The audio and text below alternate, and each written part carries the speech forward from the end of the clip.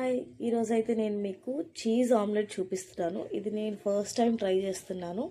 ఎక్కడో రీల్స్లో చూశాను, అక్కడి నుంచి ట్రై చేస్తున్నాను. నిజంగా చెప్తున్నాను, చాలా ఎక్సలెంట్గా వచ్చింది.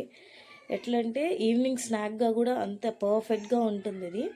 దీనికోసం నేనైతే 4 eggs తీసుకున్నాను.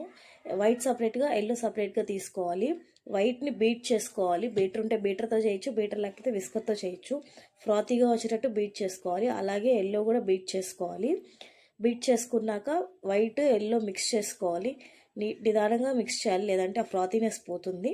తర్వాత ప్యాన్ పెట్టుకొని కొంచెం బటర్ అప్లై చేసుకొని ఈ మిక్చర్ దాని మీద వేసుకోవాలి.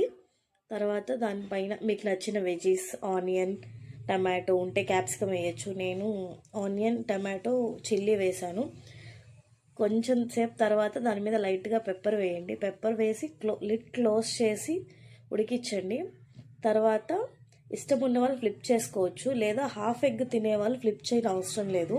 నేను అలా తినను కాబట్టి ఫ్లిప్ చేసుకున్నాను.